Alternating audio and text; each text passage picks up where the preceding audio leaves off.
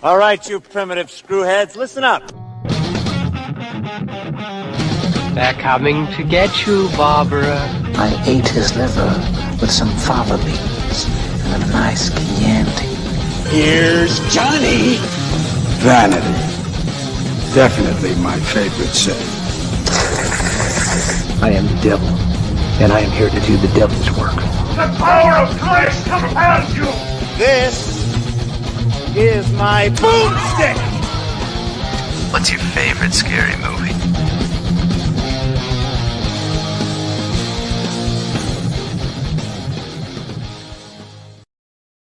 Good evening and welcome to Shiver, a horror movie podcast. We are your hosts. I'm Daniel Dabana. And I am David Ulloa. And as the introduction to our podcast says, what's your favorite scary movie? What is your favorite scary movie? We are talking about the one, the only, I guess there's 5 of them, but the one and only, and now one of only 2. I was about to say, and we can't even say it's the only one just named Sream anymore. The 5th one is inexplicably also named Scream, similar to how Halloween 2018 was also just named Halloween. But we're here talking about Scream.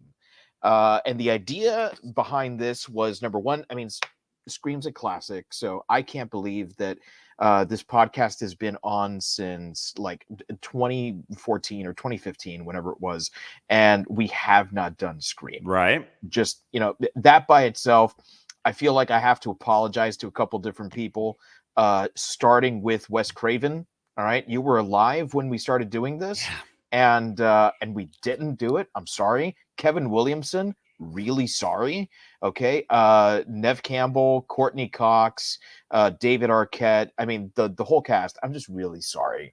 Okay. Yes. The gaffer, from the bottom of our hearts. The gaffer, the sound guy, the editor. I didn't know that Patrick Lussier started out on this fucking movie. Yeah. I didn't realize that. Like, I didn't like, this was one where I didn't like go into like the wiki and stuff for it. Cause I was like, oh yeah. Like, I mean, I rewatched it last night, but I didn't like go through stuff like that for this one. So interesting. Yeah. So, this is like just about as iconic as you get in horror, anything that spawns a series is pretty iconic. Right? Because think about how many horror movies don't get a sequel, much less an entire series. Right. Like how many Slumber Party Massacres were there? Just 4, the one, right? Actually, there were 4. There were 4. And damn, actually, I'm going to come to the defense of Slumber Party Massacre. All right? Because 1, 2, and 3, I haven't seen the reboot, but 1, 2, and 3 are so much fun. Yeah, no, I've only seen 1, but it is a lot of fun. Don't get me wrong. It was just, that was like the first one I thought of that I was like, I don't think there are any sequels to this one. I mean, even House got a sequel, so. Yeah, the second story, which is not bad, actually. And it got more than just the 1 sequel. I haven't seen the others. My understanding is the second one is the only one worth watching anyway. Oh, okay. I've only seen the first 2. Yeah. I really like that first House. Oh yeah, me too. It's so good. And I think House 2 was my son's introduction to horror.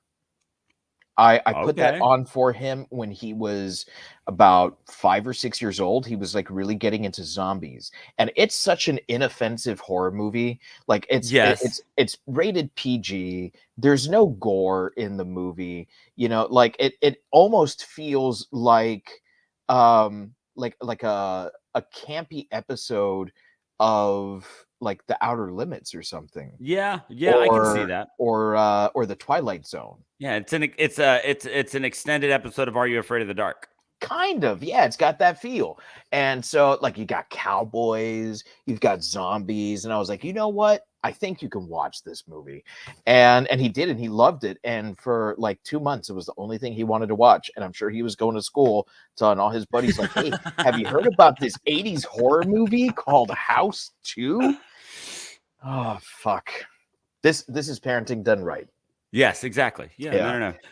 Just while we're on the topic, I honestly I think that like my kids got their first real introduction to horror just like in the past year, like when we were doing like a ton of Halloween movies in October, and so like Paranorman actually ended up Yeah, being like that's a a good one. really good one, like to show to kids, and it's got a great story. I really like Paranorman. So yeah, I guess Paranorman was probably my son's kind of introduction to scary movies, because Paranorman scared the crap out of him, but he loved it. Oh, and Monster House, that was the other one. Monster House and Monster House Paranorman is a good were one. our big watches in October. Yeah, there was a while there where kids movies were kind of going back to that like 80s style of like scaring your pants off.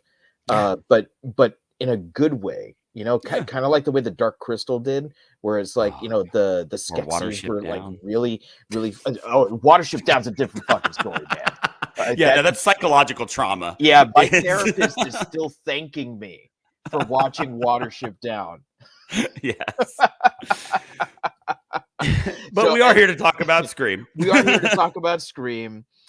So yeah, I mean, there's sequels up the wazoo. There's a successful television series. I think it ran for like 2 or 3 seasons. Yeah, right? It had multiple seasons. Like a cult following, this thing, and yet it has mass appeal, right?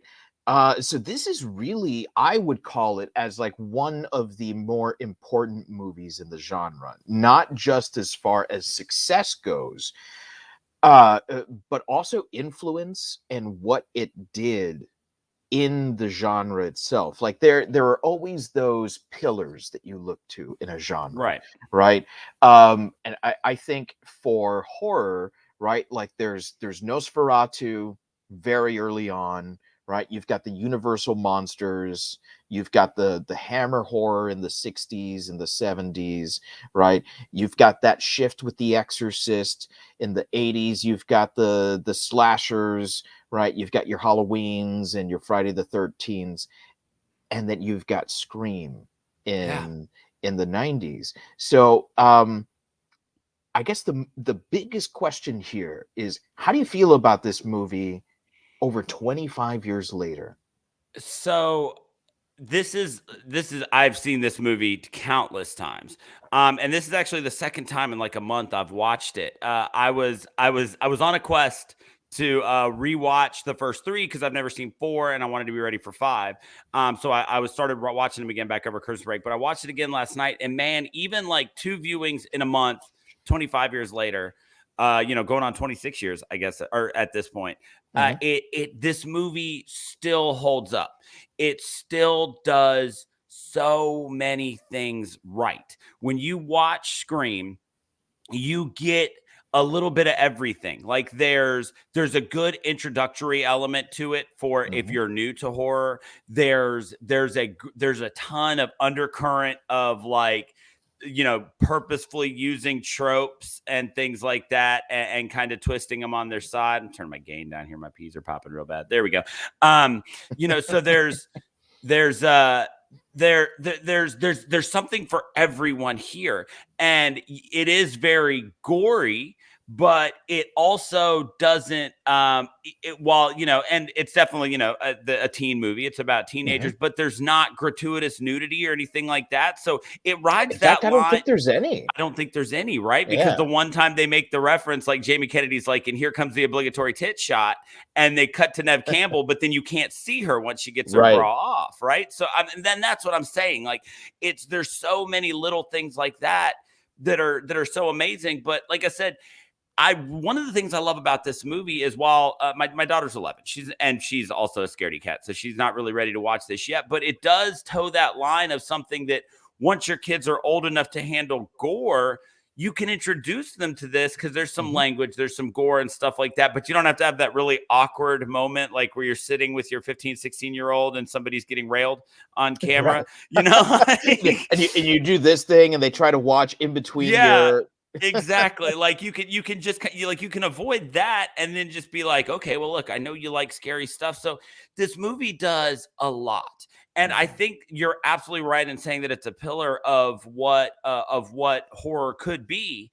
And the fact that, one, this set the tone for what 90s horror ended up becoming. So much so that when they did the Fear Street movies, the first one, when it was supposed to be taking place like in the 90s, it was very much fashioned like a Scream movie. Absolutely. The other thing about this is it's impossible to escape how ubiquitous this movie became. It was everywhere. People who have never seen Scream at least know what Ghostface is. Like that's the type of thing that that you shoot for. Like, you've never seen a Friday the 13th movie. You know what a Jason mask and a machete is. You know what a Freddy claw is. You know, the bloody apron and Leatherface like mask. These are things that people know, even if they've never seen the movies, because they become part of culture. They're just something that people know. And Ghostface is something that, even before Scream 5 came out this year, Ghostface is still a popular Halloween costume every year with kids that I would like to hope have at least never seen Scream, right? I mean, I work in an elementary school and I see at least one Ghostface every year. So this movie not only revitalized the genre, it became one of those movies that showed what could be done with it. And it became something that ended up, I don't want to say timeless, because there are some things in this movie that definitely is a time capsule. Yeah, there we go. It's a time capsule. Like there are definitely some things in this movie that only happen like in the mid 90s, right? Like that type of stuff doesn't add up. But the overall feel of the movie and stuff like that, and the watchability, the enjoyability of it is timeless. So it's amazing that we can go back and watch this one. And I still there's still a couple times I still get a few jumps. The timing on it is so well done that I don't always remember exactly when things are going to happen. And man, it was still an awesome watch after all these years. Yeah, I mean, similarly to you, this is the entire franchise is one that I rewatch very often, typically at least once a year, because there's horror movies that I love and there's horror movies that my wife loves. But as far as like the ones that we love together, that's like our horror series, this is it for us. Like it came out in a time, it was that late 90s, early 2000s where she and I were first starting to date, and it was something that we could go to Blockbuster, and if we didn't know what to rent, we were renting Scream. Nice. And it kind of, we developed this love affair with, at that time it was a trilogy, right? We developed this love affair with this trilogy because it spoke to us.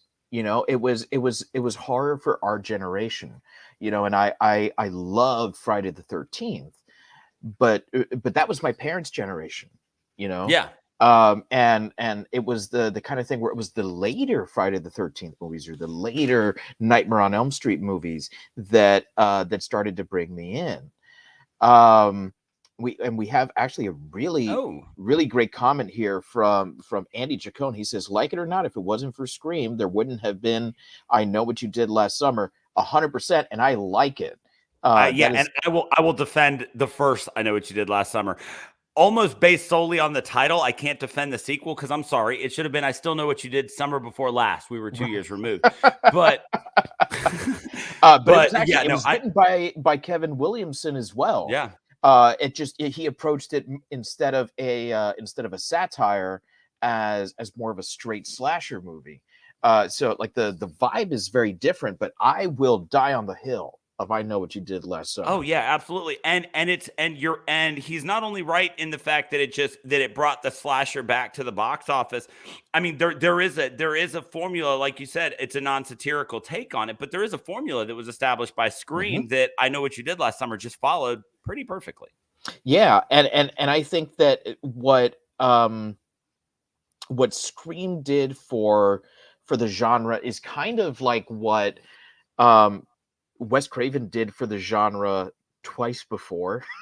Yes. Like the guy is such a master at everything he does, right? Because the slasher movie, we've kind of talked about this a little bit before. We do slashers a lot here. We like slashers, right? The slasher movie was kind of on its way out in 1984 when A Nightmare on Elm Street comes out, and that element of the dream world, right, and adding this new supernatural take on the slasher is what revitalized this thing.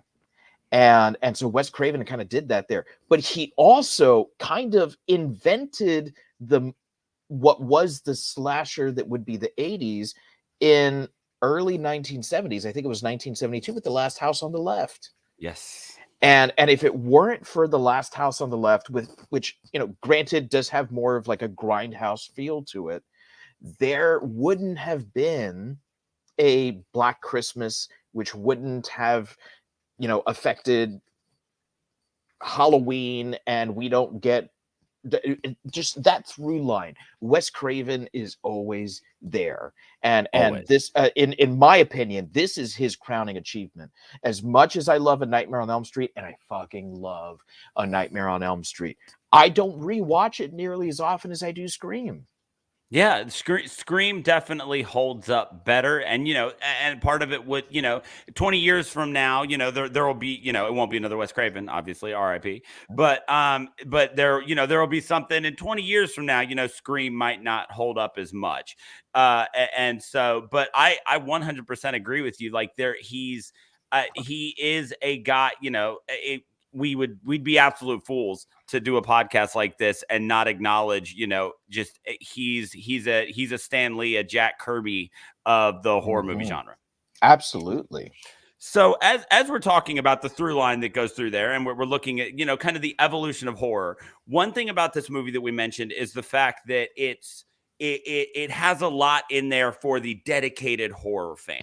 Now, obviously, he created an entire universe in Nightmare on Elm Street. So Wes Craven was no stranger to metafiction. It's something that he's messed with a lot. But this really, Scream took the idea of metafiction and creating a scary movie in a universe where scary movies exist, and really just cranked it up to 11, giving us, like I said, giving new people things they might not know, giving fans great understated fan service, like never just in your face, just fun things. So when this happened in 96, it was unheard of. This was before the idea of cinematic universes and things like that existed. So 96 to now, how does it hold up, this idea of creating an entire world that part of our world still lives in? This metafiction idea, this evolution of horror, how does this idea hold up for you? What I find really interesting about this is that he didn't want to do this movie. And what surprises me even more is that he showed interest in the metafictional horror going back to 1984, like you said, with A Nightmare on Elm Street, with this idea that there is a horror world, the dream world, and then there is the natural world, right? And never should the two meet. And as that bleeds out into the natural world, that's where the true horror begins, right? And he kind of developed that idea even more in the last of the canonical, at least the original Nightmare on Elm Street movies. I don't know if you remember Wes Craven's New Nightmare. Yeah, where the original Nightmare on Elm Street movie existed in the real world. And all of the actors who were in the movie, the original movie, are playing themselves in the new movie. It was such a novel concept at the time. And you watch it and you're like, holy shit, I can totally see where he would be totally turned on by this idea that later led to Scream. Except that he didn't develop Scream. It was Kevin Williamson who developed Scream. And when he was first given this offer, Craven said, "Nah, I'm good." And I'm like, what do you mean? Well, this is you. Right. And that's the thing. Like, it's so crazy to think about, like, Wes Craven looking at something and being like, you know what? This is kind of hacky. Right. So, and once he gets his hands on, like, maybe the greatest horror script of all time, right? He turns this into something that is totally new. It takes what he had already ramped up to 11, taking that as the base and ramping that up to 11, because now it's not just his one horror movie that exists in the real world. It's all of horrordom that lives in the real world. And not just that it exists, but that everyone is aware of it. It's kind of like how, like, you're always saying, like, why does no one in a zombie movie know about zombies? Like, why don't they just fucking shoot them in the head, right? Because it doesn't exist. But not only does it exist, the characters all know about it, right? Because what do teenagers do more than almost anything? Go to the movies and have sex, right? At least that's the way it was when I was in high school. We went to the movies, we had sex, we got drunk, sometimes all at the same time, right? So what this does is it kind of brings the real world teenager into a horror movie environment in a way that is totally realistic. And for me, that is like the true appeal of this movie. And even though I agree that this movie exists as a time capsule where this film could only take place in 1996, there's a veritas to it. There's a truth to it that you're like, fuck, that's horror. Yeah, that, like and, that. and it's as scary then as it is now. You and one of the things I love about the Scream franchise is that it has always evolved. Yes, To go along with the times, because Scream 4 evolved and it felt very real for 2011, and Scream 5, which I saw last weekend, it also evolved and it felt like a very real movie for today's audience, for today's young people. And I think that Kevin Williamson he knew how to tap into this idea that there's nothing scarier than the real world. And why not deliver a movie that exists in the real world where all of the other shit that does scare us is there, including the shit that's not real. Yeah, it's incredible, this idea. You're right. This idea that this, like you're right. When you watch a zombie movie, it's like, why don't they know about zombies? And it's like, oh, okay, because this is, like an isolated thing. Like this is some, this some other branch of the multiverse where zombie movies were never created. And so this one, you're right, brought it into the real world, and it made it something that you could watch. And it's interesting because there are so many little things about this. Like, we keep referencing this idea that the horror movies exist. So you say to yourself, you're watching a zombie movie, why don't they know how to handle zombies? So now you're watching a scary movie where they should know. They should know. And there's a guy who's literally like the voice of the world, right? Randy is a movie form of every horror fan ever watching one. No, exactly. Don't open that door. Yeah, he's us. Don't open that door. Don't run up the stairs, and they take that and they put it in the movie. And then what makes it horrifying is you go, man, like, even knowing what to do, this is still an impossible situation at times. And so that's what ends up making it so scary. It's like, okay, because you always, there's always, everybody knows that one guy who like stocks ammunition. He's like, I've seen every zombie movie ever. When it happens, I'm going to be ready. And it's like, yeah, calm down, Jimbo. Like, right. We're going to, like. Well, and all of that is foreshadowed in, it's not the first scene in the movie, but one of the first scenes in the movie, the first time that, that Neve Campbell receives a phone call, she says it's always some dumb blonde running upstairs when she should have been running out the front door. And what's the first thing she does when she's attacked? She runs upstairs. Yep. So it's that sort of thing where it's like, hey, it's game time. What are you going to do? Have you scrimmaged? Because if you're not ready, you're getting fucked. Exactly. Like it's, this movie becomes less of, like, well, God, what could anybody do in this situation? And it becomes, what happens when the rubber meets the road? Like, you've got all the knowledge, what there is. Like, now can you survive it? And you watch Scream, it's good. No, a lot of people could not. And so it still blows me away. And you're right, like that idea of like the real actors kind of being themselves. Not that Jamie Lee Curtis was in this movie playing herself, but Jamie Lee Curtis is in this movie in the form of watching Halloween, and they're referring to her as Jamie Lee Curtis. We're not watching some movie called like All Hallows Eve that's very Halloween-esque,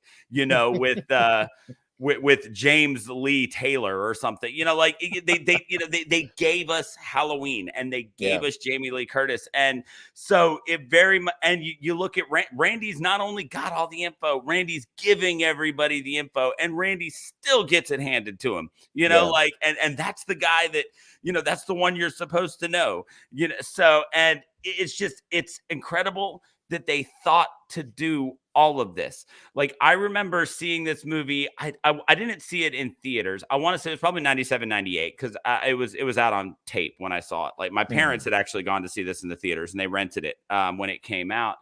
And I remember watching it and just being horrified at so many things. And now it's funny to watch it 25 years later with as many horror movies as I've seen now, and to find other weird things to be scared of, or just other random odd things. Like, you watch this movie sometimes, and now that I've seen it all these times, I always constantly find new weird things to wonder, like, why does Rose McGowan have 2 beds?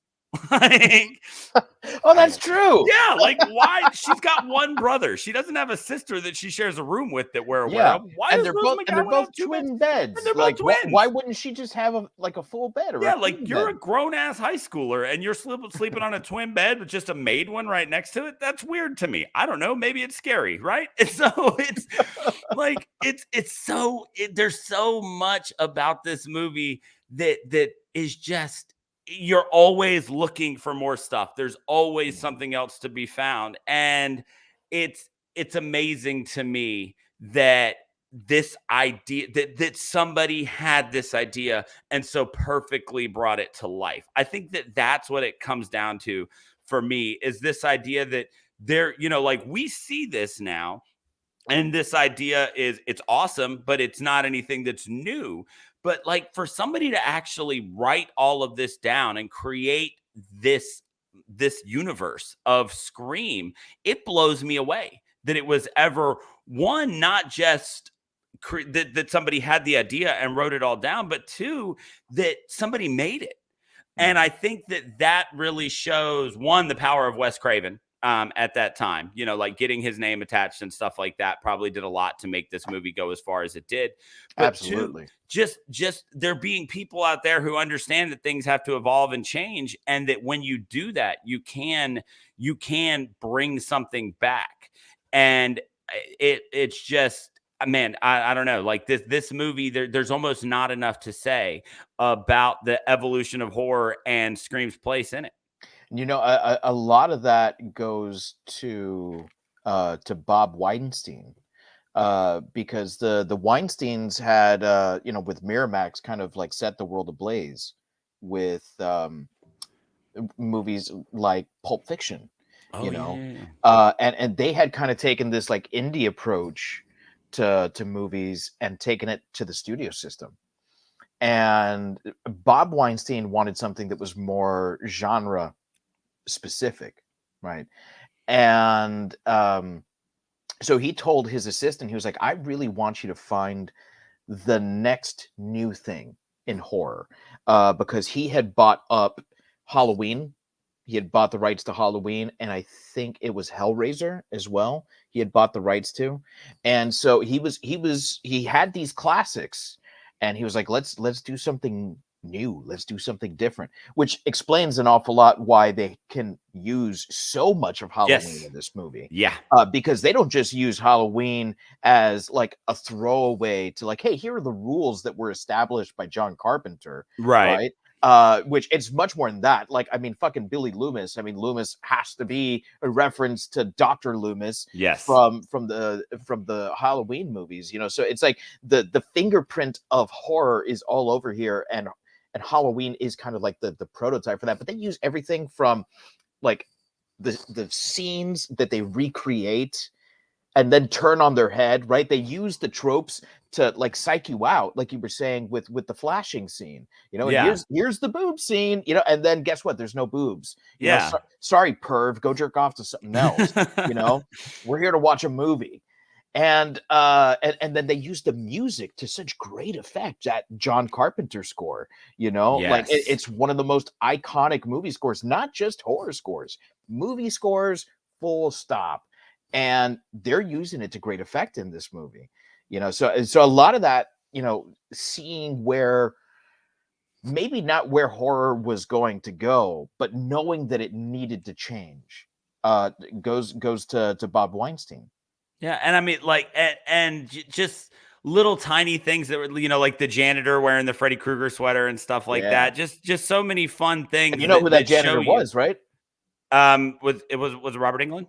No, that was actually Wes Craven himself. Oh, it was Wes. Okay, like Yeah. that. I when I saw it, I was like, okay, I was pretty sure it wasn't Robert Englund, and so I was looking, but I guess I just never realized it was actually Wes Craven. So that's fantastic. Yeah. But just those types of things are, that's fan service done right.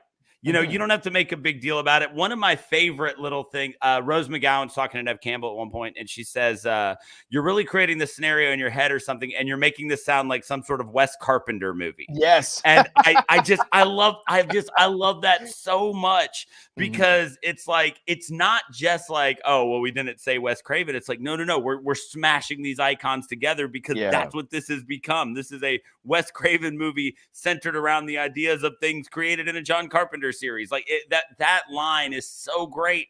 And if this is your first one, it doesn't mean anything to you, but if you love horror, that line is fantastic. And that is, I think, one of the beautiful things about this movie is that it works for the casual fan, where it's like, I'm just coming to watch a horror movie I don't know much about, maybe it's not that I don't know much about the genre, but I don't geek out about the genre. Yeah. Right. Because I think most people like to be scared to some degree. There's a reason why horror movies do so well.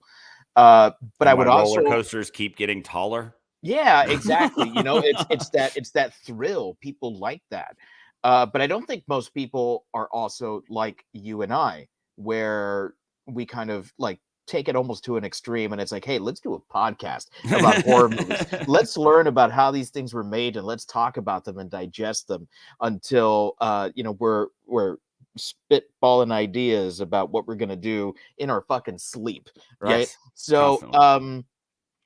a lot of that ability to appeal to the casual fan, but also to the hardcore fan, goes to Wes Craven, like we were saying, and to Kevin Williamson, right? They are instrumental in taking what was like a germ of an idea, expanding this into something that works in multiple ways, right? And turning this thing into a classic, right? I mean, at this point, my grandmother knows fucking Ghostface. Oh, yeah. Everyone knows Scream. So the story itself, right? And the pacing, which we mentioned the pacing, right? And that's not even to mention the twist ending, right? Does it work as like its own story? Like, aside from all the other amazing things that are going on in this movie, right? The metafictional aspect, the technical proficiency that's going on here. Craven was not an amateur at this time, so he's got a lot of experience under his belt. So like, does this work? Does the story work? Does the pacing work? Does the mystery of this work? What do you think? So one thing about this movie, so at this point, if you haven't seen Scream, we're well outside of like the idea that I should warn you about spoilers. So at the end of the movie, you realize that not only is Skeet Ulrich the killer, but also that it's like a pair of them, right? It's him and it's Matthew Lillard, which to my knowledge had never been done before. Incredible. So it's funny. Our friend, our brother in podcasting, Jeff Mercaccini, he was getting ready to go watch Scream 5, and he gets in our group chat and he's like, man, I'm rewatching the first Scream, and it's laughable how much foreshadowing they did that these two are the killers. Like he was, and he was like, it's kind of ridiculous that we didn't see it coming. And I had this realization in that it's not ridiculous that we didn't see it coming. There is a very deep-seated level of genius in what they did with the plot of this movie. And it's not just obvious when you go back and rewatch it. It was obvious the first time. What's incredible is it was obvious that Billy was the killer. Even though, they would give us little bits like, oh, no, he's not. She got a call when he was in prison. But then she even points out, like, wait, the cops called your dad, so maybe you used your one call from prison to call me. And and he's he's always right in right place at right time. And so it's my wife pointed out to me last night while we were watching it that when they're making out at the beginning, they're playing "Don't Fear the Reaper," like as she's and it's, by the way, what an incredible cover of "Don't Fear the Reaper." Wildly good. But so it's so in your face that he's the killer. And so when you watch it again, the one thing that I think is impossible to recreate when you watch Scream again is how fucking duped. Well, first off, how terrified we all were when Billy got killed, because we were all so convinced that he was the killer. Then when you find out, he is the killer, you felt so duped, and you simultaneously felt so smart and so stupid. Like you were like, yes, I knew it, but I doubted myself when he got cut up. Right. It was genius. It was like nothing I had ever seen before. Because it was like the double okey doke, right? It was like nope, he's the look over here, he's the killer. Bam, right cross, he's not the killer. Oh, coming back with the left because he is. It was this incredible moment of this 1-2 punch of defeating your expectations and then giving you what you expected, but in a way where you were disappointed in yourself. And so that part of the plot, I think, can never, ever receive enough credit for what it did. So just that idea of the storyline, spectacular. The pacing of this movie is something that the first time you watch it, you're so edge of your seat. It's not something you're necessarily paying attention to. What's incredible about the pacing of this movie, I said it at the beginning, is it's oddly timed. You go back and you watch those old slashers, and between the music and kind of how long it's been since something's happened, you always, within a couple of minutes here and there, you can kind of guess when the next big thing's going to happen.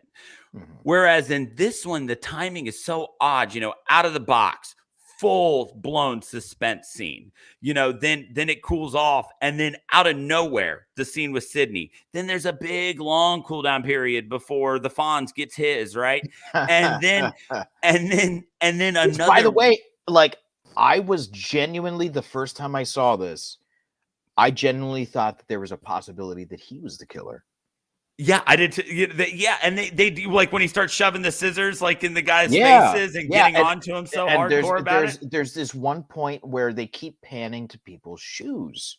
Mm-hmm. And a lot of people are wearing that work boot style shoe, that steel toe capped work boot. And even though he's in trousers and a sport coat, he also happens to be wearing those kinds of shoes. He's not wearing loafers or Oxfords or something.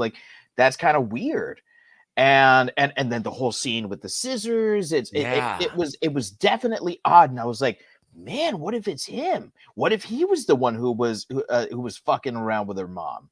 Yeah. And so as the odd timing of this movie that makes it even more suspenseful makes it hard to remember exactly how things are going to go down. That was when I noticed when I watched it back in December, was it had been a while since the last time I'd seen it before then. And you have this nebulous, memory of what Scream is and what happens in Scream. But, so then when it's playing out, you're like, oh yeah, I remember this scene. And then all of a sudden something happens that you're just like, oh God, yeah, no, oh, I remember that now, and it still comes out of nowhere, like in the Drew Barrymore scene in the beginning. Every single fucking time I watch this movie, I forget that he throws that patio chair through the window. And every single time I've watched the movie, the patio chair crashing through the window terrifies me. It gets me for a second every single time. And that idea of the pacing being slightly askew, it maintains through the entire movie, down to the fact that then instead of getting a moderate amount of killing spaced out through the movie, we get a full-blown killing spree at the end of this movie.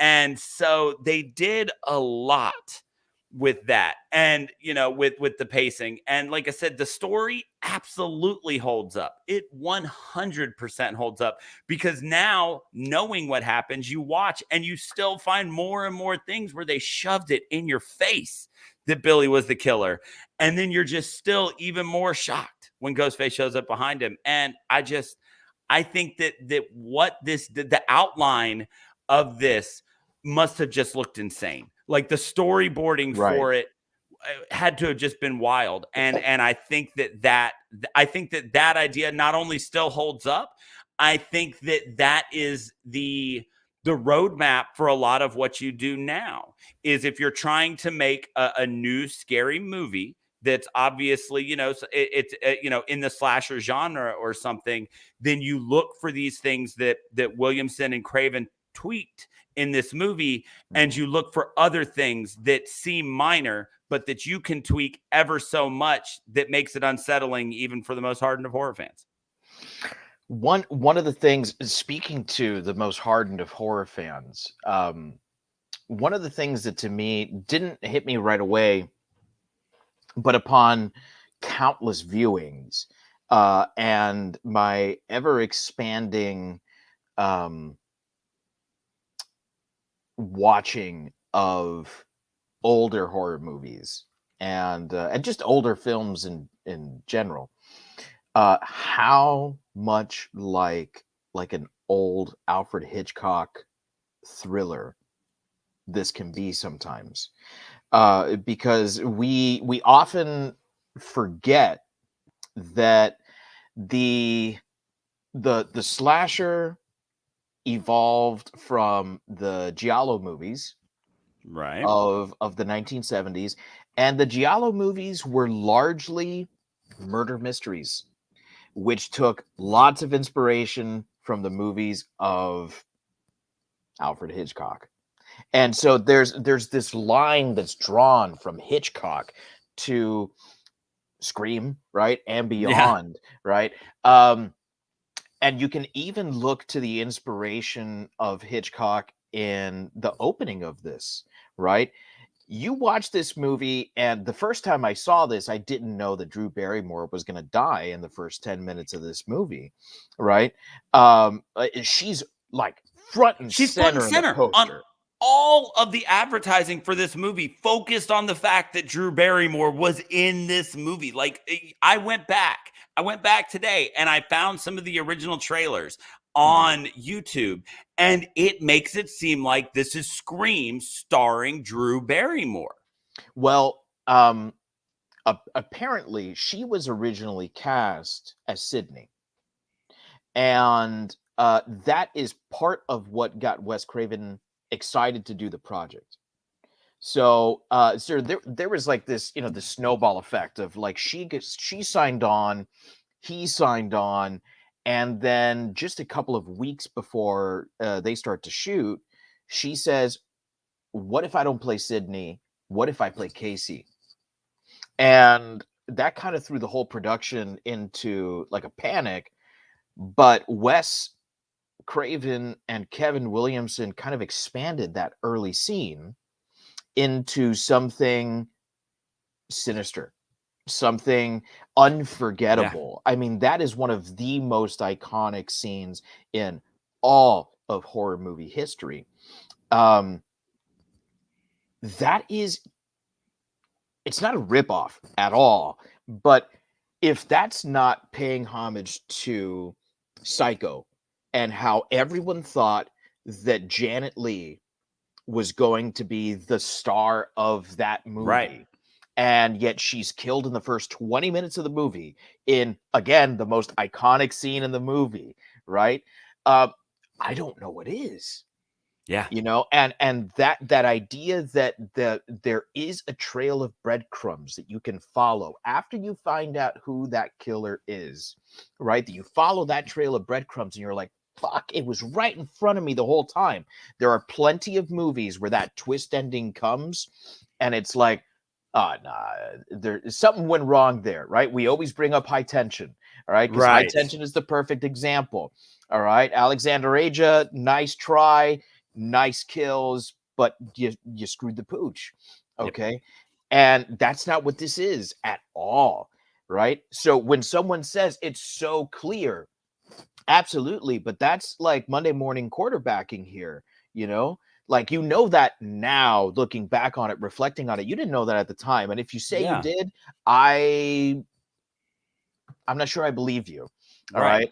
And the fact that there were two killers threw so much more into this like giant fucking like crab boil that's going on here, where it's just like, yeah, fucking corn, fucking you know, potatoes, crab. You want shrimp? Yeah, fucking throw the shrimp in, and you throw the shrimp in. Like, it's just fucking everything that's going on in here, you know.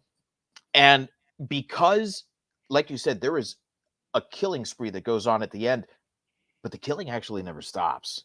Like, there is almost no point in the movie where someone is not either running for their lives, yes, or like getting fucking slaughtered. And it's nonstop. The pacing in this movie is so damn good, and you're never allowed to know. And this is one of the things that I still wrestle with: which killer is Ghostface at which time? You know, and that is something that on every rewatch I try to look for something, right? Like, you try to like pay attention to their height versus Nev Campbell or something like that, because Matthew Lillard's a little taller than Skeet Ulrich. So you're trying to find these things. And yeah, I do the same. Like, I was doing that last night. I was like, all right, so in this, you know, like the one in Sydney's house, it's like, okay, so that's probably Matthew Lillard in the costume, right? Because then Skeet Ulrich, he's not out of breath when he shows up on the, you know, coming up the window and stuff like that. When he says, I didn't do anything, I mean, it's not a lie. Right. Yeah.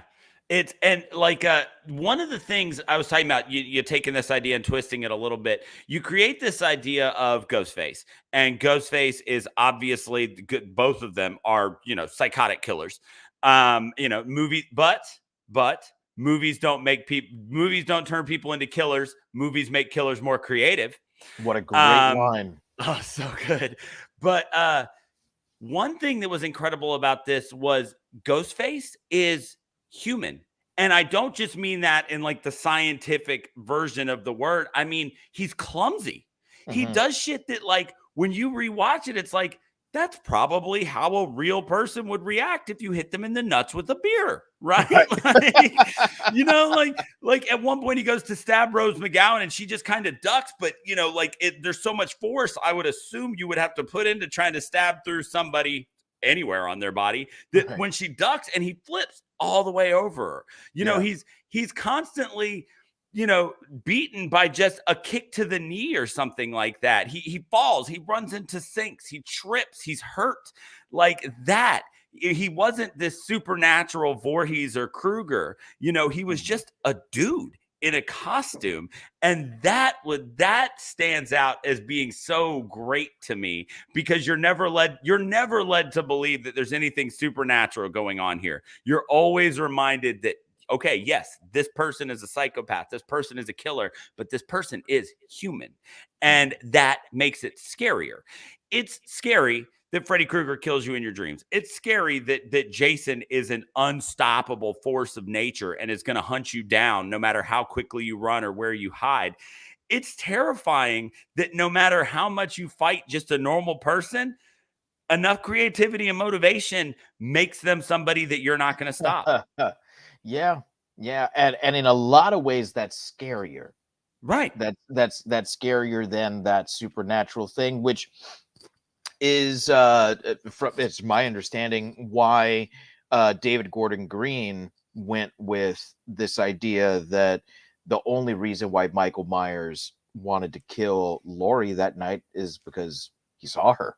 Yeah. Right. And that was it. I mean, it was just, oh, look at her. She's the next one to die, and because those things, where there are no motivation, sometimes that's really scary, so Yeah. things where it's like, hey, you're just a human, like that is much scarier. And actually the inspiration for Ghostface was the Gainesville Ripper. Oh, I did know that. Thank you. Last podcast on the left, but I did know that. That's where I learned about the Gainesville Ripper. There you go. But you're talking about the lack of motivation. What's even, not just lack of motivation, but like the antithesis of motivation can almost be found in what Billy Loomis does here, because Sidney is the reason that he's free. Sidney identified this other guy leaving the house after her mother was killed. He goes to jail. The spotlight's off. Like he could have just been done with it then. And so it's like, there's no revenge motivation. It's like I said, it's the opposite of motivation. It's just like, well, now I'm going to kill you too. Cause fuck it. Why not? Right. It's just, and that's terrifying. Like this dude literally got away with murder, and then it wasn't enough. Like he had to go out and kill the person who was how many times in the movie do they say that Sidney's testimony is the reason that this guy's in jail and on death row? And then multiple times. Right. And then he decides to not only kill the person who's single-handedly responsible for his freedom, but then to frame her father, whose wife he was fucking. Come on, man. Like Billy Loomis is next level psychotic in this movie, while maintaining the aura of just a horny teenager, which horny teenagers are only, there's a thin line between horny teenager and psycho anyway, but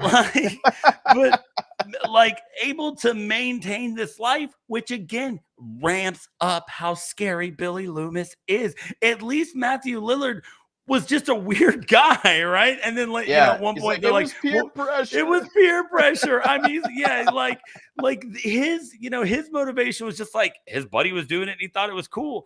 Yeah. There's nothing about Billy Loomis's motivation that's not horrifying. Yeah. It's the millennium. Motive is incidental.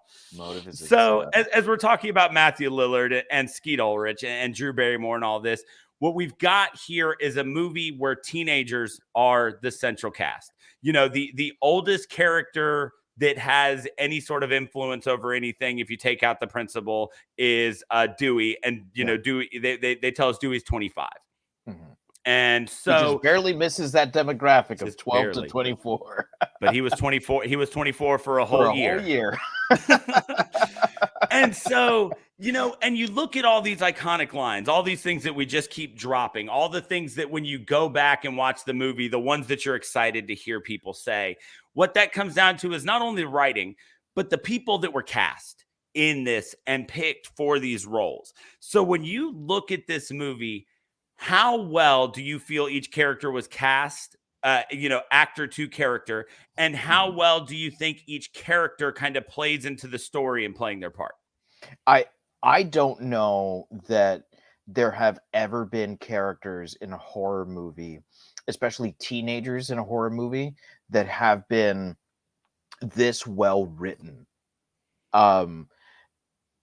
One of the things that I heard in a making of video is that Kevin Williamson was compared to John Hughes in the way that John Hughes wrote young people and teenagers, and that he just kind of took the John Hughes aspect of the teen drama and the teen comedy and applied it to a slasher. And I was like, holy fuck, that's 100% correct.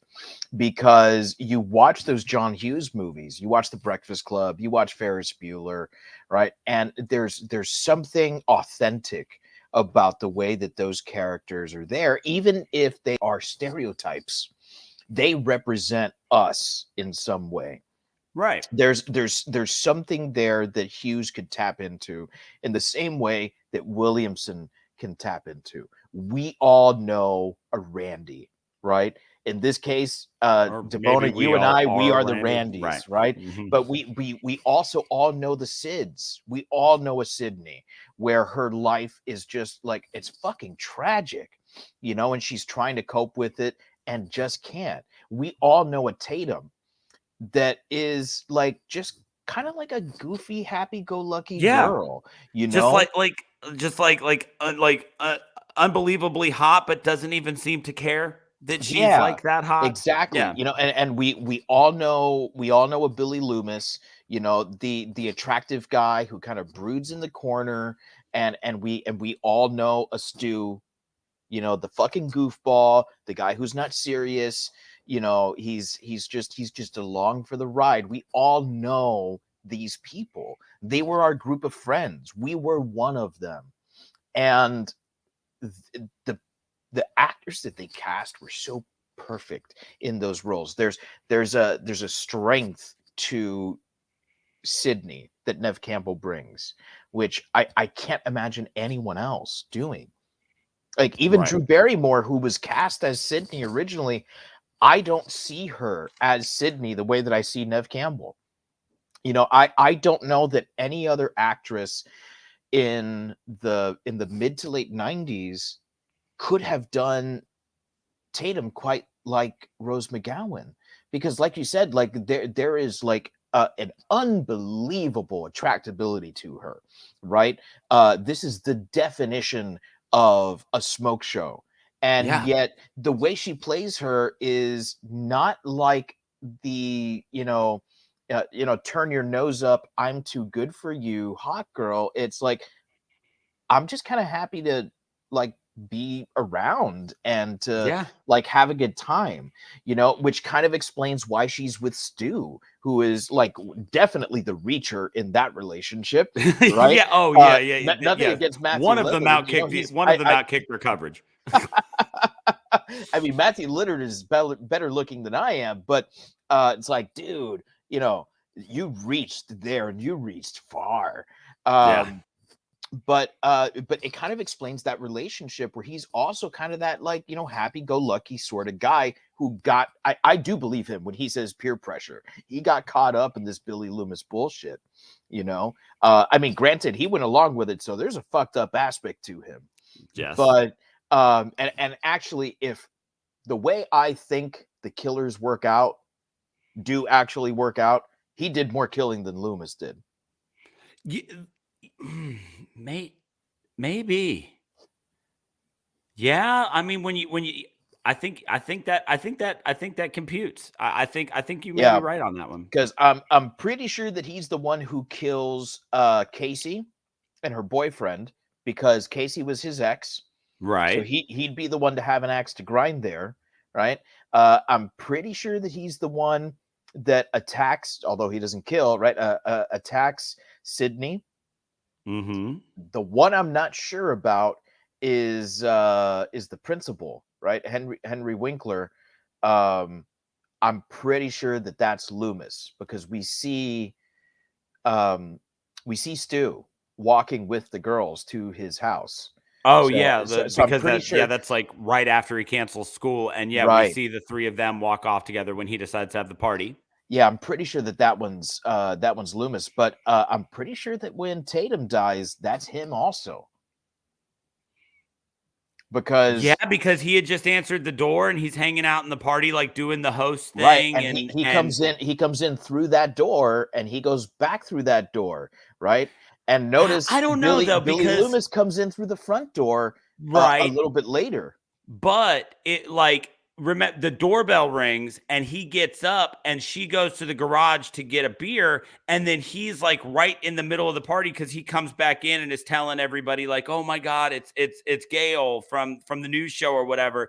And it's like that's happening while the killer shows up in the garage with her, and then we don't see Billy until later. So I think Tatum it might be Billy Loomis that gets Tatum. Because Stu's like right in the middle of throwing the party and living his best life, hosting this massive high school party. There's also the other thing that tipped me off was like there's a playfulness to That Ghostface in that scene that to me speaks more to Stu's personality, Yeah, that is particularly true. with Tatum. Yes. Like we don't see that with Billy at all, ever. And then of course, the whole thing with attacking Billy, chasing chasing Sydney, which would then in effect, be the killing of the cameraman and all that stuff. That would be Stu, Yeah. So there's definitely a darkness to Stu, even though he says peer pressure.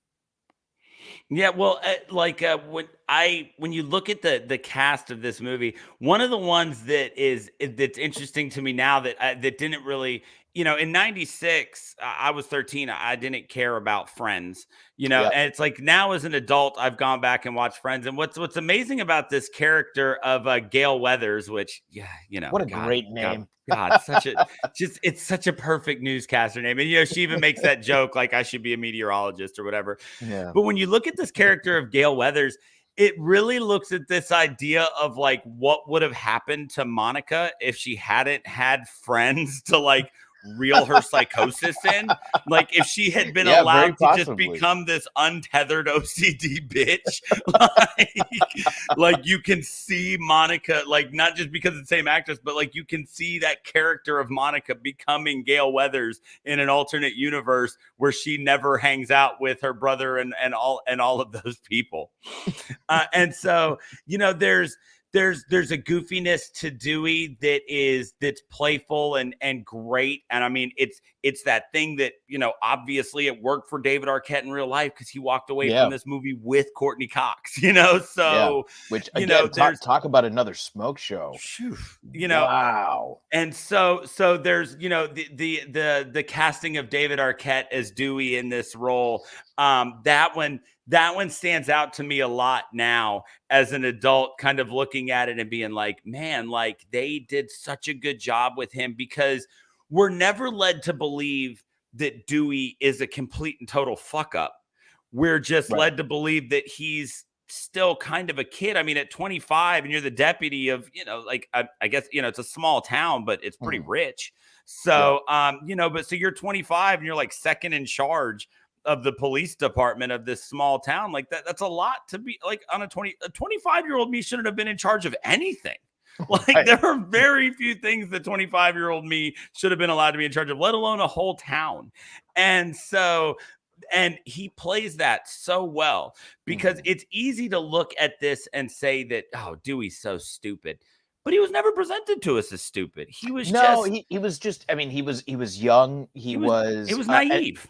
And he had that same sort of like vibrancy that Tatum had, maybe that's a genetic thing, from the two of them, that they just, they grew up in a house where they were really happy, like there are people like that. There are families where everyone's happy and likes each other, I've heard of these families. Right. It happens.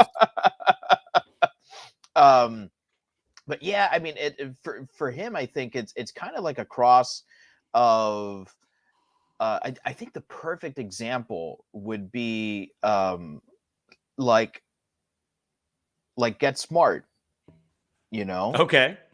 He's agent was it 86, right? He was really good at his job. He was also just like not necessarily dim-witted. He was just kind of happy-go-lucky. Yeah, I mean, he didn't want to. He wasn't Bond. He wasn't trying to impress anyone. I mean, it's Michael Scott from The Office, right? We're reminded constantly how good of like a salesman he was, and why he was put into this position, and probably why he then got to be in the Get Smart movie. Because exactly they were of the same ilk. Yeah, that's and. It's not just the teens. I mean, it really is everyone, the adults too, because Henry Winkler as the principal is fantastic. He runs that range of like loving, caring, educator to like, there's definitely a dark persona here, which I still don't think I've seen anything darker than this, No. with Winkler. And I mean, that to me was shocking because I always knew him as the Fonz, and he was a tough guy, but he wasn't a bad guy, Yeah. and I definitely got bad guy vibes from him here, Well, and when you're looking at cast, you're looking at Easter eggs. Joseph Whip being the sheriff, he was a cop in Nightmare on Elm Street, and it's a throwaway role. But if you love Nightmare on Elm Street, you're like, I know this guy. Wait, well, I've seen him be a cop before. Yeah. And so Linda again, Blair as that reporter that Yeah. that stops Sydney, that first day coming back into school, you see her and you're like, holy shit, that's Linda Blair. yeah. I mean, it's so like, you're right, from the main cast to the little minor roles, it was just perfectly cast. Yeah, absolutely. So I think the only thing we haven't discussed, which is a very major thing, and I think we've done a really good job of like skirting the subject. I think so too. Yeah, because I mean, for these movies, like, it's so difficult not to just like get right to the nitty gritty, right? The fucking kills, man. Like Craven he's obviously no stranger to violence in his movies. You go all the way back to Last House on the Left. I mean, that is brutal. No matter what Absolutely happens, just brutal. keep saying to yourself, it's only a movie. It's only a movie. Yeah. Oh, what a great poster. Oh my God. What a great poster. I actually have only seen the original Last House on the Left one time because it is such a difficult watch. It is a hard watch. It is brutal. And I think that's one of those movies where the low budget and like that almost like documentary style filmmaking, because of the low budget, actually makes it too real. Yeah. And too difficult to watch, where it's like, ooh, this is dark. It's almost like a snuff film. Yeah. So like very clearly, I mean, he is no stranger to this. I mean, Last House on the Left, The Hills Have Eyes. I mean, another just absolutely brutal horror movie, right? A Nightmare on Elm Street. I mean, his filmography reads like a best of the best of the horror genre from the 1970s on. Right. So we should not be surprised that the kills here are numerous and gory. Yes. Right? How do the kills and the gore, right? Because clearly there's a lot of them. Clearly there's a lot of gore, right? Do you think that it adds to or takes away from the movie? Like, does it work with or against the movie? So when you watch this movie, from the very first kill, which is the football player, right? And he's gutted, and there is no lack of viscera spilling from this man, right? Like he cut him just right. And so from that very first kill, like, you are presented with the depth of brutality that you should expect when you're watching this movie. And then they turn around and they string Drew Barrymore up, like, as she's dying or right after she dies, and like, in a presentation style for her parents to find her. Mm-hmm. And what's incredible about the brutality of this movie is it never crosses that line into cartoonish. It skirts with it. Like it flirts with cartoonish, right? All the blood on the windshield, and she turns on the wipers, like the getting her neck broke by being stuck in the cat door and going up. Like, it flirts with cartoonish, but it's easy to say it's not cartoonish when you're comparing it to Nightmare on Elm Street, right? Which is what people are going to, in 96, when this came out, that's what people were going to go back to when they're thinking about Wes Craven. So the bar for not being cartoonish was low, but he still jumped way over it while still giving us just enough to make it super memorable. I think that every kill in this movie serves a purpose, and I think that purpose has played out beautifully. I think that kind of the one wrong place, wrong time murder is the camera guy. He just kind of fucked around and found out, other than that, every other one serves a purpose. You're right. If it is Stu at the beginning, then yeah, you're right. There's an axe to grind there, and there's a reason that he would want to get back at the school, because they even reference like, wait, I thought you broke up with her, and he's like, I did, to go out with you, and so yeah, there is an axe to grind there. So there's a reason that those two would be killed. The principal was killed because he was, maybe he was he was too close to everything, right? He's there in the school, and it serves a purpose. And so when you look at how great all of these kills are, and I mean, like I said, the garage door one, man, the garage door kill on the surface is yeah, it's really campy, but it's also super original, and it's believable enough, right? Like, because it's believable that a 17-year-old would think that's a way out. Yeah, exactly. In a moment of stress. And they show us the motor shaking and braking. It's not just like this effortless thing where it goes up. So they tone down how cartoony that kill is by making you wonder if that's how it's going to happen. Like, when I rewatched this in December and it had been so long, I had a moment where I was like, oh, like my thought process was, oh, that's right. Like the garage door opener breaks and it drops and it kills her. And then it goes up and I was like, oh shit, that's right. Like it goes up and it breaks her neck, or, Yeah. And so there's enough of it there that you can still be surprised. And so I think that it absolutely, I don't think that there's a single kill, because even with the cameraman, it just adds to the tension of Gale trying to get away in that van. So yeah, is it campy that he is bled all over the windshield? She hits it with the wipers. Yeah. But does it serve a purpose? Absolutely. I think that when you look at the kills in this movie, they are numerous, and none of them are pointless. None of them are just a kill for the sake of killing someone because it's been 8.5 minutes since we've done it. Right. And so I think that is thin ice when you make a slasher movie, is making, like you're looking to make your kills memorable. You're looking to make them meaningful. Like that's what we're looking for when we're watching a slasher flick. And, the one that's kind of not memorable, the camera guy, we don't actually see him get killed. We just see the aftermath of it. We see the part that is memorable, which is the windshield wipers. So campy, yes, but creates a memorable moment. And, Andy, who has stuck around with us for the entire show. Thank you, Andy. Yeah, hey, kind of shares your sentiments. He says the gore and the campiness of the kills are so freaking original.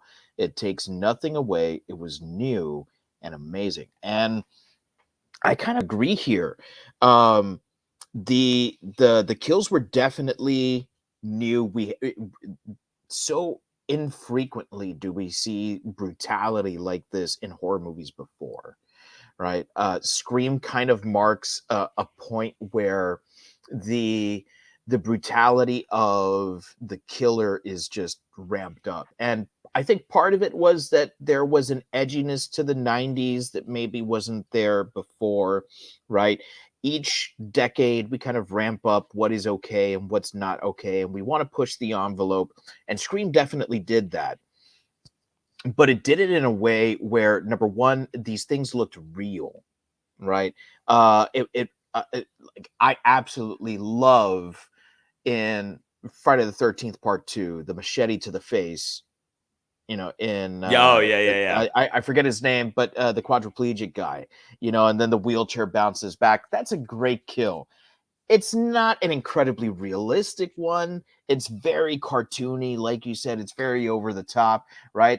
The camp factors there, but all in all, like I wouldn't rank that in the greatest kills of all time. I would put some of these up there, Yeah. But by the time you get to the very end of this movie, the entire first floor of this house is like covered in blood. Yeah. It's absolutely crazy how much blood was on the floor, on the walls, on the actors. Andy says it was amazing how they knew where to draw the line so that it wouldn't become laughable. I agree because there's all the humor is intentional, and you never laugh at something that you weren't supposed to laugh at. Exactly. Like even the line, one of my favorite lines in the movie, where Matthew Lillard is, pointing out that the gun isn't there anymore, right? Oh, 'Cause yeah. he says, "Oh yeah, Yeah. go." He says, "Okay, go take care of her. Shoot her." And he says, "Houston, we have a problem, right?" And he goes, "The gun's not here." Uh, Billy Loomis comes over, and Steve Ulrich is so covered in blood that the phone slips out of his hand and hits Matthew Lillard in the back of the head. And he goes, "You hit me with the fucking phone, man." Right? That line was totally ad-libbed. They decided to keep it. Like, that's intentional humor that was kept Right. in that movie. Like, there are things that are really, really funny amongst all of this violence, right? But it's that light sky blue and white countertops that are just, covered in this like red blood, and the blood looks so real. We're so far away from that like Dawn of the Dead corn syrup stuff. This is stuff that, like, you see that amount of blood and it's like, holy fuck, like there's got to be gallons upon gallons of blood that was used for this, and yet it's all believable because they've been slashing each other up for the better part of like 30 minutes. You cut Because me that too end deep, just man. does. I'm feeling I'm kind of feeling a little woozy. woozy. Oh God, Matt, like He I steals have, the show. dude, I have such a deep love for Matthew Lillard, and like when it's all said and done, it comes down to Scream and SLC Punk, like, but like just but God, like that is every single time, like everything that Stu does when I rewatch this movie makes me laugh. But you're right, and it's because it's supposed to. Because when we're looking at the cast and their spots, like we were talking about, that's where it's supposed to happen. Yeah. Yeah. The other line that I absolutely love, and it's a Matthew Lillard one, is he he says you're gonna call the police? She's like, yeah. He's like, oh, my parents are gonna be so mad. Because maybe you guys can go to my parents' room and I don't know, reconnect. It's like subtlety, Stu. Look it up. Like he's so. What's incredible about that idea of there being two killers and them both being able to reach this level of brutality is they're constantly presented as the polar opposites of each other. And so then that again makes it even harder to look back on who did what kills. Cause you're right. Like when you're looking at things, it's like, man, it does make more sense for Stu to do the first couple, but God, like that disembowelment and stringing up Drew Barrymore, like that is insane. And then you start to put the pieces together and you start to attribute those to Stu, and you're like, oh man, like that's so weird. It's crazy. They really, it was incredible the way that they brought back this idea of the over the top killer without crossing that line that your Friday the 13th and your Nightmare on Elm Streets eventually did. Granted, Freddy kind of had free range to do that, the whole dream world thing. That's what it became about. But it never. But Nightmare, let's face it, Nightmare on Elm Street didn't wait before they crossed that line. When he rips Johnny Depp down through the bed, they didn't exactly hold off on crossing that line, but they very much reminded everybody that it's like you can have a killer out there that does this for the fun of it, and they're going to get the most out of it. Because I think when it comes down to it, when we're looking at these two as killers, is we're looking at this idea of the fact that, like I said, they had the antithesis of motivation. They're just having a good time. And so if you're going to, a crime of passion is going to happen and be over. But if you're doing it because you're going to have a good time, you're going to have fun while you're doing it. And so the brutality of the kills, it makes sense. It comes off there. Yeah. It makes sense because these are two guys that just seem to genuinely love killing people, and so now they're trying to make sure they have, if you do what you love and you'll never work a day in your life, right? So that's Stu and Billy. They found what they love. It was unfortunate for the people of that town, but they found what they loved, and it wasn't work for them. It was just fun. It was so as we approach the end here, we got to get into that part of the show where we always rate a movie. We like to remind everybody who may be new to the show, we only rate a movie against itself. While it's easy to look at Scream versus these other slashers that we've talked about, or the ones that are going to come after it, we're just looking at Scream. And so since we like to think of it that way, we always create a unique rating system for each movie. Before we went on air, Dave and I kicked around a few ideas, but I'm going to go ahead and pull one here because we've only slightly mentioned it, and I think it definitely needs a mention here. So we are going to go out of a possible 5 rules of surviving a horror movie. What do you give this? And in case you were unfamiliar with Scream, you cannot have sex because the virgin always survives. No drinking or drugs. And you never say, who's there? I'll be right back, or I'll be right back. So out of a possible 5 rules of horror movie survival, what are you going to give Scream, Dave? I mean, this is nothing short of perfection, this movie. There's a reason why I watch it every Halloween season, it and its sequels. This is a perfect 5 out of 5 rules for surviving a horror movie. I mean, fuck, if we could go higher, I'd go higher.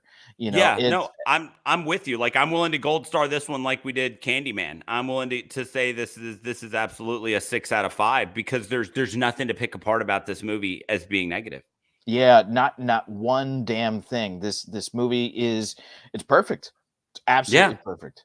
I 100% agree. There is, 25 years later, and as many times as I've seen this movie, I'm the type of guy, and from what I understand, from what I know about Dave, you are too. Like, when I first finish something, that sheen that's on it, I tend to finish things and be like, that was awesome.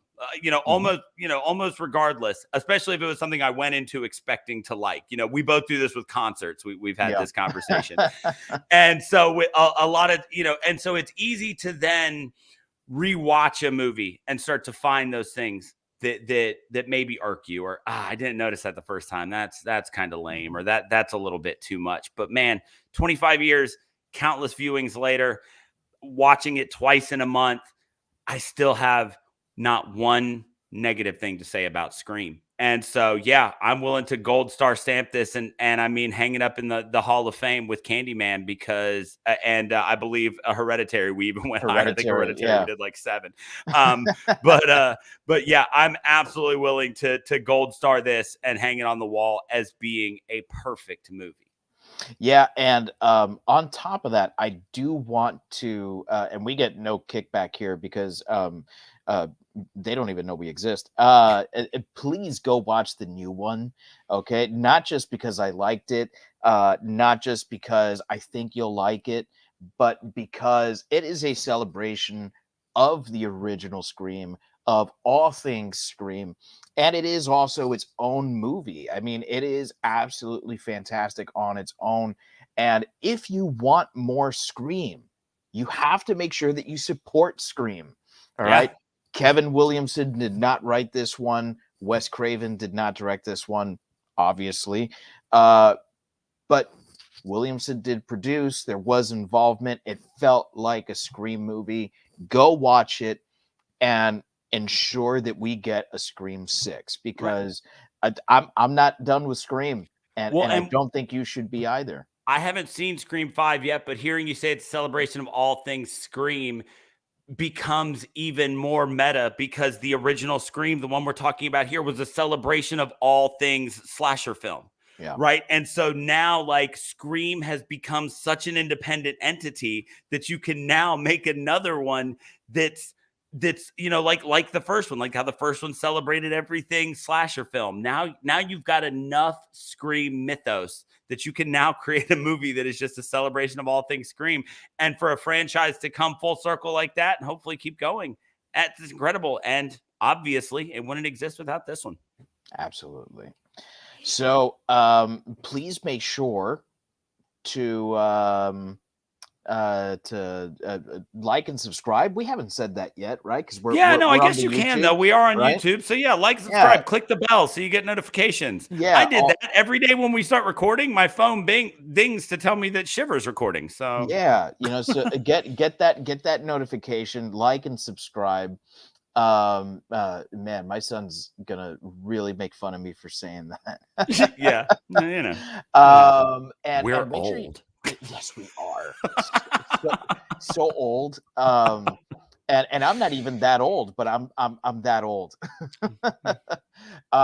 Make sure that you're listening to some of the other Geek Bro network podcasts like Mount Geekmore. There it is. There's something for everyone, whether it's on Mount Geekmore, on Woo Bro, which was recording just a little bit before we were, with Ish. Friend of the show, Ish was on it tonight. Yes, friend of the show, Ish, from the Better Let Me Tell You podcast, another one of ours. Seasons, a TV podcast, Kick Flicks, Crimacopia, Dose of Ellie, Comedy Fitness. And I think that's all. Did we still Child Like It Best? Maybe. I don't know. Let's say it anyway. There was one called Child Like It Best. It's out there to go listen to. And maybe there still is. So please listen, because we content creators, we like to create content, and we like for people to hear it, and we like to interact with you. Yeah, and we try to record at the same time, Wednesdays, 9/8 Central. Andy, thank you for hanging with us for the whole episode today. If there's anybody else who's been watching, and by the way, Andy, for the audio listener, Andy has given this a 5 stabs, which is the name of the Scream movie in Sream. Yes, it is. As things are just constantly more meta. So thank you. If you are listening and you want to see what we look like, you want to interact, like I said, we're usually Wednesdays at 9/8 Central. We did have to take last week off. We were going to do Scream, but I had COVID, and like the 3 days when I felt awful, this fell right in the middle. We are working on a February lineup now. We'll be releasing. You can find us on Instagram, Twitter, Facebook, all of that. We are at Shiver Pod. So make sure you go follow us on those. We'll usually try to tell you what movie we're going to be watching a day or two in advance. So if you haven't seen it or you want to refresh so you can watch and interact, feel free to there. And also, we've started kind of tagging some people from the movies in them occasionally. So a retweet would go a long way towards maybe getting somebody on here that would I tried to get Matthew Lillard on, and while I'm disappointed that he's not here, I'm also terrified that if he had been on, I would have just gushed like the entire time. Oh, absolutely. So, but we're, so if you follow us on Twitter and Instagram, all the shares, all the likes, that all helps us out so much. And also on Spotify, and it's always been able to do it on the Apple app for a podcast, but on Spotify now you can rate podcasts. So if you like what we do here, please give us a 5-star, bump us up that algorithm, help us find some more people. There you go. So on behalf of all of us here on Shiver, fright you very much.